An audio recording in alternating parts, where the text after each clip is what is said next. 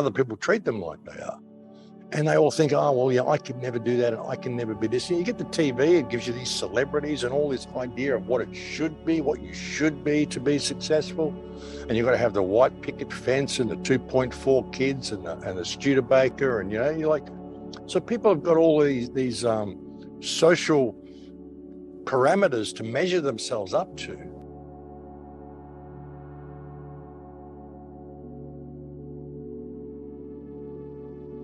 You face infinity without flinching, brother. You walk the path of the warrior. I woke up when I was 4 and I knew something was terribly wrong. I was out in the forest with my mother and first time I'd ever been to the forest.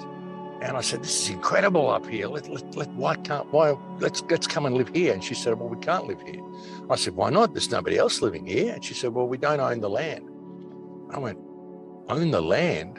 What do you mean own the land? And she said, well, you've got to own the land. I said, who owns the land? And she said, the government owns the land.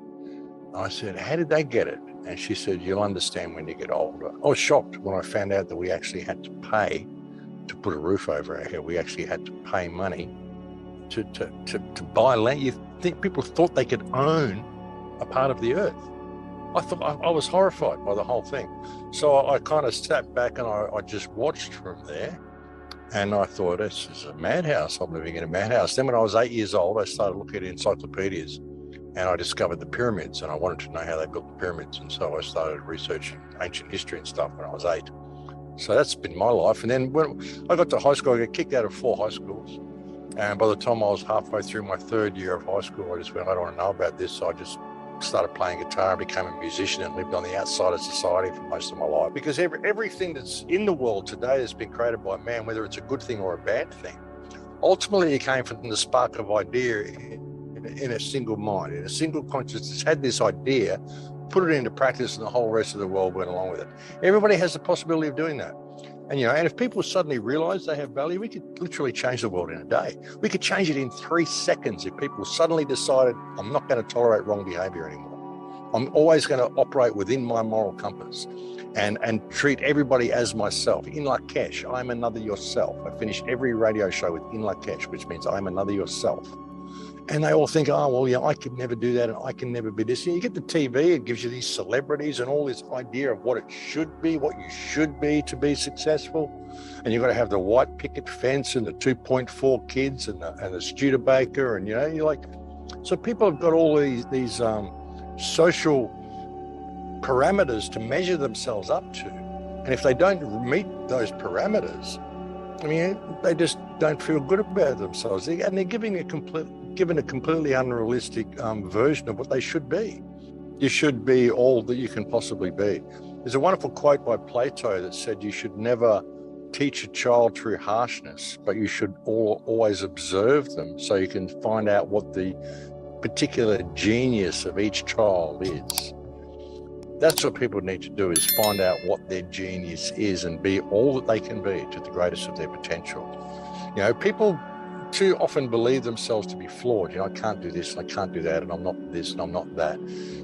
You're given exactly what you need to experience life from the perspective of you. We're taught to fear death. We're taught to be in fear of the unknown and in fear of ever stepping out of our comfort zone. So they put us in these cities and all these things. I think this great saying, if you throw yourself to the wind, you can ride it. And that's what I've been doing for my whole life. So I think that's what it's about, brother. I mean, I think if people could just discover that value in themselves and live cooperatively, we could turn this world into anything we wanted. The sky would be the absolute limit.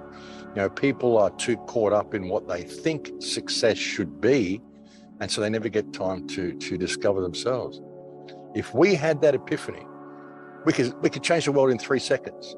The world would simply just change like that. Because they've got to pay to be alive, they measure themselves by their economic standing. You're taught through school that your economic standing is what matters in life. It's everything, and all the ideas you have are only worthwhile if you can capitalize on those ideas and make money for yourself and build this huge pile of shit to sit on. Then you're successful, and the world will be your oyster and all this sort of crap. And people believe if they haven't got as big a front door as the guy next door, and they can't buy those jewels for their wife, well, they're a lesser person, and other people treat them like they are. people don't realize that how powerful they are, because everything that's wrong with the world, doesn't matter what it is, ultimately it came from a spark of an idea in someone's mind. Someone just had this idea, hey, let's do this. And other people went along with it. Maybe they conspired or whatever. But ultimately it came from a spark of idea in someone's mind, and that became reality for everybody else. And we can all have these thoughts. We can all have these ability to make change. All we've got to do is have the right idea. And if people around it, hear it and it inspires them, well, then that idea becomes reality. It doesn't matter. Every single problem that we have, every good thing, every bad thing, everything that humankind has ever done ultimately came from the spark of an idea in a single consciousness. We can all do that. And that's the power that we have. And that's the power that people are missing out on. They think they're just little people. I can't do much. I'm just a little person. There's no such thing as little people. We're all equal in this. It doesn't matter what position of office anybody holds. It doesn't matter how much they've got in their bank account. It doesn't matter how big their front door is or what sort of a suit they're wearing, whether they're in fancy dress or whatever. It doesn't matter. They're just people. And it all comes from ideas that people have. That's the whole crux of the biscuit, really. A beautiful thing I saw once, a guy on Venice Beach, 70 years old, just sitting on the beach crying. And I said to him, why are you, what's the matter? And he said, well, I just realized I could have done this 60 years ago, sit on the beach, because that's all I actually wanted to do. I've gone through all of this life and did all these things and had all this success, but I never found me. And that's really what I came here to do. And now I'm too old to do the things that I could have done when I was in my prime, when I didn't want to be me. We're too scared to be me. We want to be something else. We want to be successful, this thing that we think we should be, instead of just being us.